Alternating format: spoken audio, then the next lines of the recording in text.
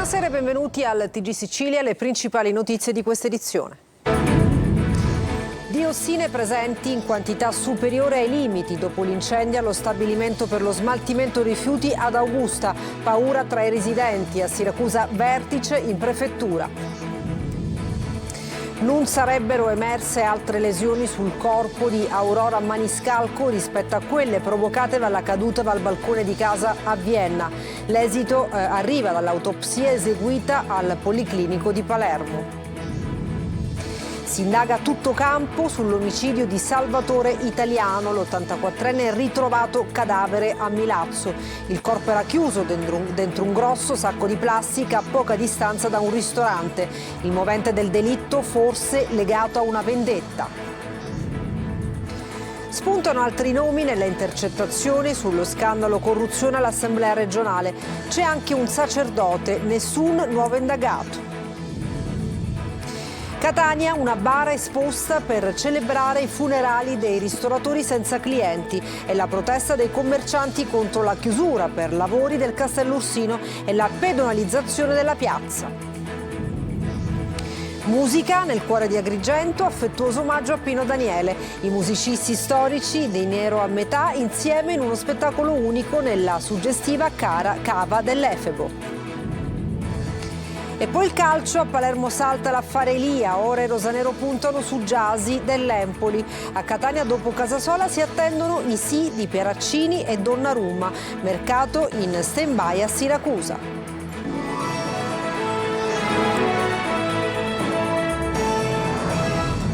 Bentrovati al TG Sicilia. Siracusa cresce la preoccupazione dei residenti per le emissioni di diossine dopo l'incendio dello stabilimento Ecomat. Oggi un vertice in prefettura. Francesco Aloi. In area ERCA, cioè dunque la zona industriale, ci sono altri impianti di questo tipo. È quello che io ho chiesto, che dal lunedì prossimo vengano controllati tutti. Con il passare dei giorni cresce la preoccupazione dei residenti per le emissioni di diossine e oggi in prefettura a Siracusa un vertice nel quale è stata ribadita la prevenzione come parola chiave. Sono 15 i siti di stoccaggio rifiuti nella zona, 28 in provincia. Un incendio del genere non può e non deve ripetersi. Avevo un piano di emergenza che era stato approvato nello scorso gennaio, ma evidentemente sarà accaduto qualcosa per cui insomma non sono andate le cose così per come erano state progettate. Ecco, com'è possibile lo stesso incendio nella stessa azienda 3 anni dopo? Questo lo chiariranno le indagini, l'autorità giudiziaria sta procedendo e i fatti saranno chiariti alle indagini. Sarebbero le zone di Augusta e Melilli quelle più interessate dalla nube di fumo. Diossine e furani, sostanze cancerogene, sono presenti in quantità superiori ai limiti. Anche per questo ARPA sta facendo ulteriori campionamenti. Tra i residenti c'è tanta paura. Lei è un medico, quali sono i rischi concreti per la salute?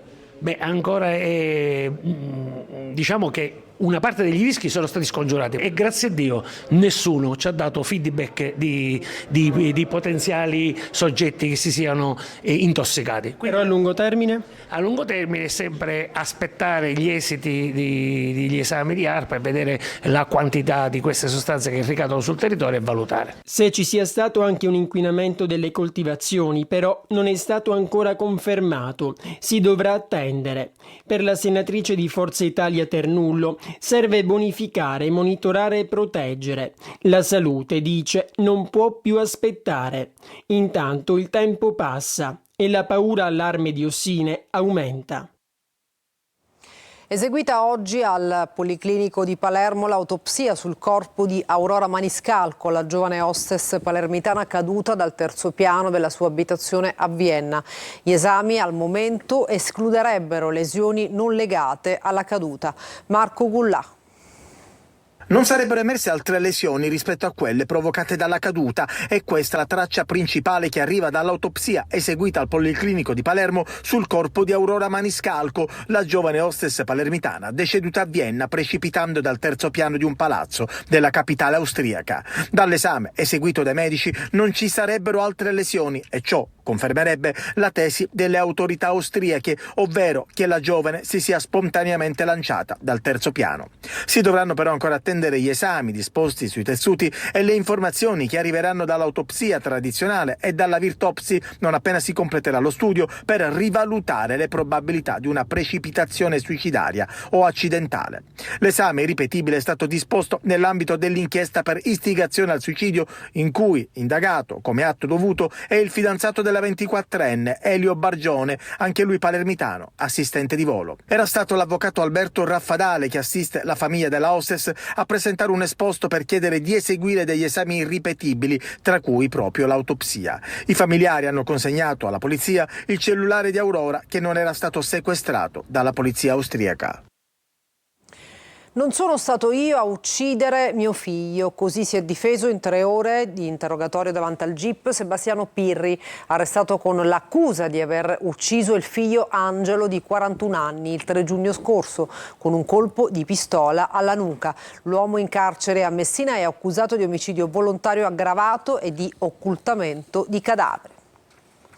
E la squadra mobile di Messina e la procura di Barcellona passano al setaccio la vita privata dell'uomo trovato cadavere ieri pomeriggio, rinchiuso in un sacco a Milazzo. Forse si è trattato di una vendetta. Francesco Triolo. Ha un nome il cadavere ritrovato ieri pomeriggio a Milazzo dentro un sacco nero della spazzatura. Salvatore Italiano, 84 anni, abitava non lontano dal luogo dove è stato ritrovato, privo di telefono cellulare e documenti. Ma la vicenda è tutta da ricostruire. Gli agenti della squadra mobile di Messina, sotto il coordinamento della procura di Barcellona, stanno scavando nella sua vita privata per capire cosa possa essere avvenuto. Una delle piste seguite è quella della vendetta personale. Italiano era incensurato, aveva un magazzino dove teneva le botti e vendeva il vino proprio all'inizio di quella strada. Un carattere non facile, almeno così lo raccontano, aveva l'abitudine di denunciare per qualsiasi cosa che non gradiva. Il corpo, ad una prima analisi, non era in decomposizione e le sue condizioni aprono all'ipotesi che l'omicidio possa essere avvenuto nella mattinata di ieri o al massimo nella serata di mercoledì. Omicidio perché la presenza di almeno 2 fori di pistola, una alla testa e una al petto, lasciano pochi dubbi, almeno sulla modalità. Gli investigatori hanno anche acquisito le immagini delle telecamere di videosorveglianza della zona che potrebbero rivelarsi decisive nell'individuare il passaggio di autovetture, compresa quella che avrebbe trasportato il sacco nero col corpo dell'86enne. A Palermo 8 bambini, la maestra e il conducente dello scuolabus sono rimasti coinvolti in un incidente stradale nel quartiere di Brancaccio. Il mezzo del centro diaconale La Noce della Chiesa Valdese è finito su 3 auto parcheggiate a ridosso del marciapiede. Solo una bimba è stata ricoverata all'ospedale di Cristina, per gli altri l'educatrice. E l'autista soltanto tanta paura e un rapido controllo al pronto soccorso. La bambina ricoverata non è grave, ma i medici hanno deciso di tenerla in osservazione. Indagini per ricostruire la dinamica ed accertare responsabilità. E i vigili del fuoco di Lentini sono intervenuti per un incidente stradale all'interno della Galleria San Demetrio in direzione Catania. Un mezzo pesante è finito all'interno dell'uscita di emergenza della galleria. Incastrandosi, appunto il conducente è stato soccorso e trasportato in codice rosso nell'ospedale San Marco di Catania. Palermo spuntano nuovi nomi nelle intercettazioni dell'inchiesta corruzione all'Ars e intanto le opposizioni alzano il tono dello scontro. Maglio Viola. Una mozione di sfiducia al governo, la annuncia il deputato Ismaele Lavardera che punta a tornare alle urne. La mozione sarà presentata nelle prossime ore, dice il leader di Controcorrente, ma per essere trattata dovrà raccogliere consenso. È l'ultima novità politica nell'inchiesta sulla presunta corruzione fra Ars e Regione Siciliana. Ieri sera PD e 5 Stelle insieme avevano chiesto una nuova seduta d'aula nella quale riferisca stavolta il presidente della Regione, annunciando contemporaneamente una mozione di censura pentastellata all'assessore Amata. Intanto continuano ad emergere nomi e dettagli nell'inchiesta. C'è un sacerdote, Antonino Treppiedi, organizzatore e curatore degli eventi di beneficenza della Fondazione Dragotto finanziati dall'Ars ma anche dalla Regione Siciliana. 100.000 euro per gli eventi del Natale e altri 25.000 euro per gli eventi dedicati alle donne. Parla a ruota libera con la Cannariato il sacerdote, ma i suoi toni non sono ecclesiastici. Trasuda livore verso l'ex direttore della Fondazione Federico II, Patrizia Monterrosso, messa da parte proprio da Galvagno. C'è poi anche anche il nome di Geronimo La Russa, figlio del Presidente del Senato. Neanche lui è indagato, ma la De Capitani è in fibrillazione per la visita importante in vista dell'accordo tra la Fondazione Federico II e la Pinacoteca di Brera. C'è un giro di telefonate nelle quali la Califfa, così la chiamavano, si vanta di aver stoppato il caso mediatico sulla mostra milionaria a Cannes. Ma sul fronte investigativo puro, l'unica cosa veramente rilevante è l'interrogatorio del nipote dell'assessore Amata, Tommaso Paolucci. Il giovane 18enne mette a verbale senza remore di non aver sostenuto un colloquio, di essere stato assunto da Marcella Cannariato perché è amica di sua zia Elvira Amata e di riferire direttamente a lei. Dichiarazioni che per la procura sono la conferma del patto corruttivo fra Amata e Cannariato, sancito proprio dall'assunzione e dagli alloggi forniti al ragazzo gratuitamente da Cannariato. Catania, una bara e tanti lumini accesi per celebrare la morte della ristorazione in piazza Federico II di Svevia. I commercianti, perdite anche del 70%, siamo costretti a tagliare il personale o a chiudere. Tonino De Mano. Cosa rappresenta questa bara? La morte della ristorazione a Castellorsino. È ormai un funerale annunciato per i ristoratori di piazza Federico II di Svevia, alle prese con numeri da profondo rosso derivanti dalla chiusura per lavori del Castello Orsino e dalla pedonalizzazione, la cui istituzione, fortemente voluta dall'amministrazione Trantino, avrebbe portato alla desertificazione della zona. Ed ora si tirano le somme, i conti non tornano e i lumini si accendono. Possiamo quantificare il deficit? In questo momento siamo almeno 70% nei confronti dell'anno precedente. Manca qualcosa per avvicinare le persone alla piazza. Non stiamo lavorando più, stiamo lavorando di meno del 70%. È un coro unanime. Alcuni ristoratori annunciano gravi perdite che, nella migliore delle ipotesi, portano a drastiche riduzioni del personale. Cosa dobbiamo fare? Stiamo chiudendo tutti quanti, stiamo mandando via a tutti gli operai, non c'è altra soluzione da poter fare. Persone purtroppo che sono state mandate a casa e persone che ancora teniamo, ma sempre dando più giorni liberi a settimana. Eravamo 22 tra sala e cucina, oggi arriviamo a 12 il fine settimana. Se dovessi sedere al tavolo con il sindaco Trantino, cosa diresti? Prima di sedermi al tavolo con il sindaco chiediamo un incontro immediato. Il rischio chiusura e la conseguente morte delle attività ormai sono dietro l'angolo. La sanità siciliana è in coda al sistema italiano e non è solo una questione di posti letto. A denunciare le molte carenze i medici dell'Associazione Nazionale Aiuti e Assistenti Ospedalieri. Orazio Longo. Se è vero che si prospetta una perdita di più di 300 posti letto nella rete ospedaliera isolana, è anche vero che i problemi della sanità siciliana non si fermano lì. A dirlo sono i medici dell'ANAO, l'Associazione Nazionale Aiuti e Assistenti Ospedalieri, che si sono ritrovati a Catania in Piazza Università per un sit-in. Alcuni numeri: la mortalità cosiddetta evitabile, quella cioè che si potrebbe evitare con interventi sanitari efficaci, ammonta a 22 per 10.000 abitanti, la media italiana è di 19. Il sistema di emergenza-urgenza è pressato con circa 1.600.000 accessi ai pronto soccorso, dove le attese sono spesso lunghe e i medici lasciati da soli. Tempi lunghissimi anche per gli esami diagnostici, 77 giorni a fronte dei 43 di media nazionale.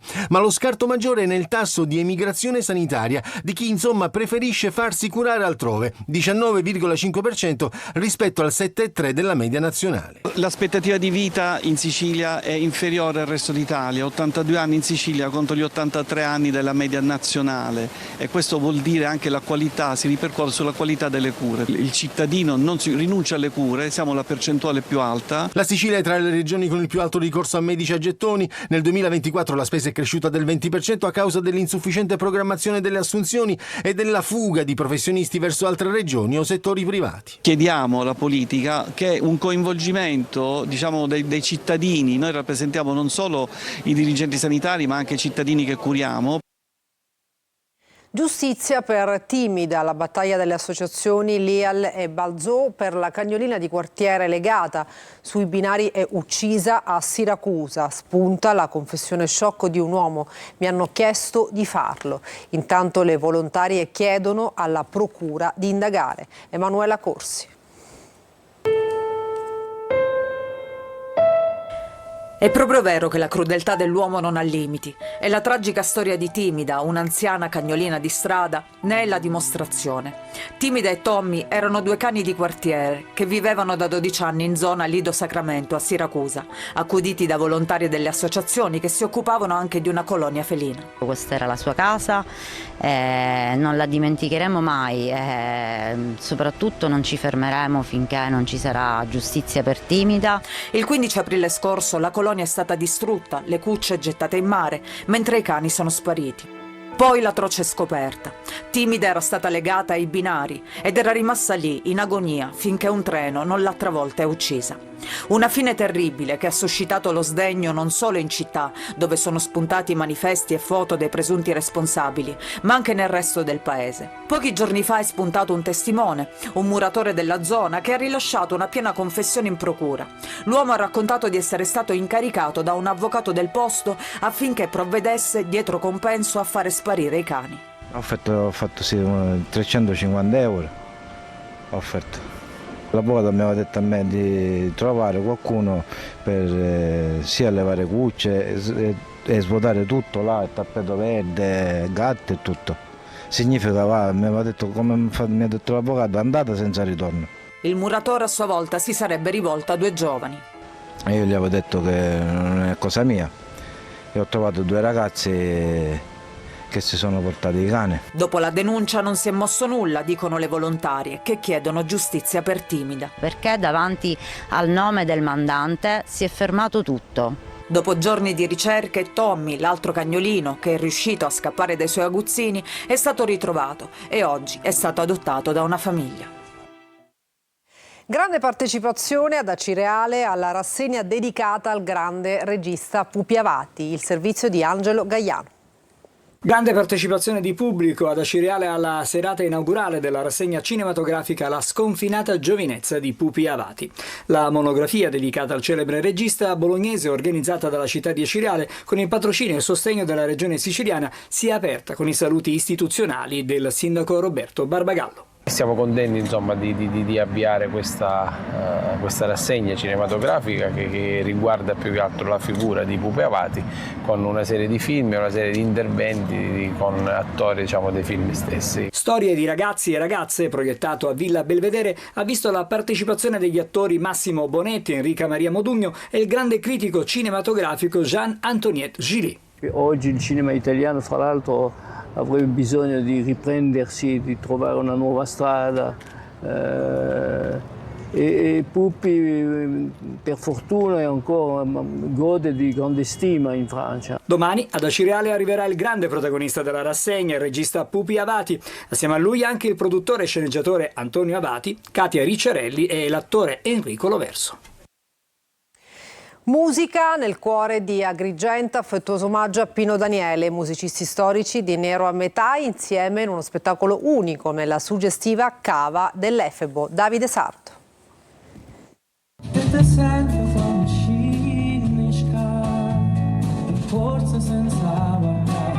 Un'esplosione di ritmo, emozione e identità partenopea. Agrigento omaggia Pino Daniele con uno show che fa vibrare l'anima. Tutto cresce se ne va. A 45 anni dall'uscita di Nero a metà, gli storici musicisti di quell'album iconico si riuniscono nella cava di tufo del Teatro dell'Efebo per il Nero a metà Experience, evento clou del Festivale Off.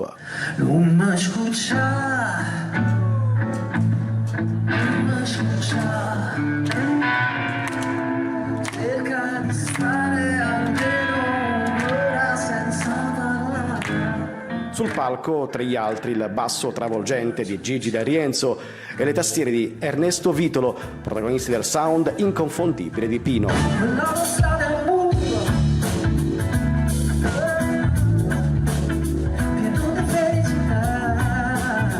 Un omaggio che attraversa le epoche tra soul, funk e poesia napoletana, perché la musica di Pino Daniele non ha mai smesso di parlare al cuore.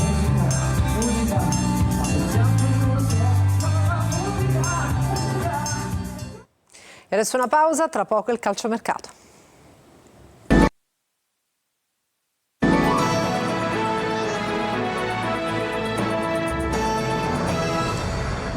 Bentornati al TG Sicilia, adesso il mercato. Salta clamorosamente l'affare Lia per il Palermo, rosanero che però hanno già trovato l'alternativa, ovvero Gyasi dell'Empoli. Marco Gullà.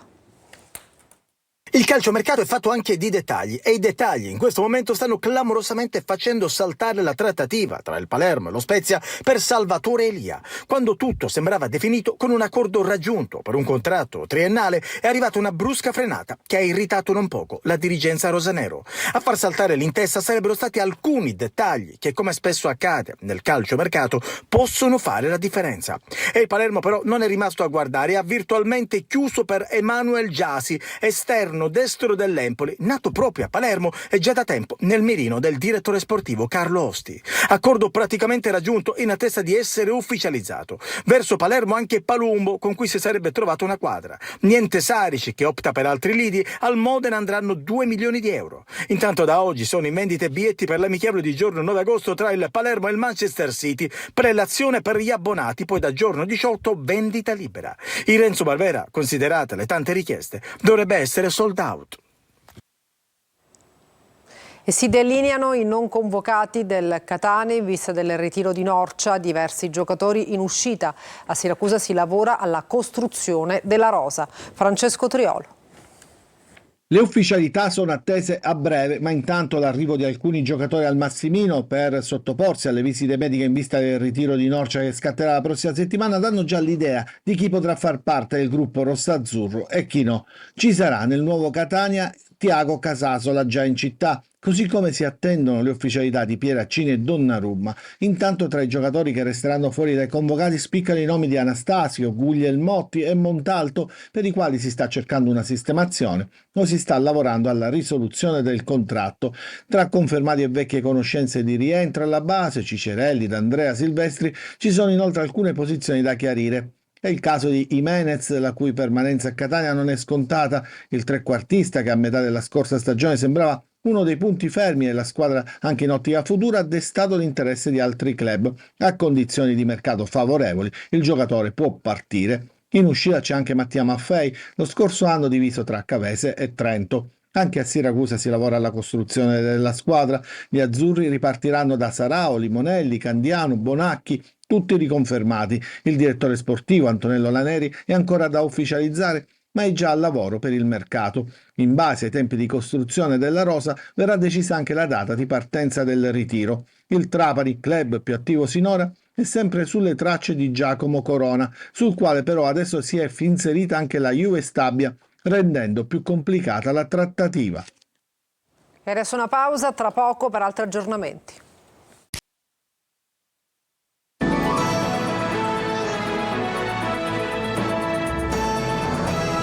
E per questa edizione nessun altro aggiornamento, grazie per averci seguito e buona serata.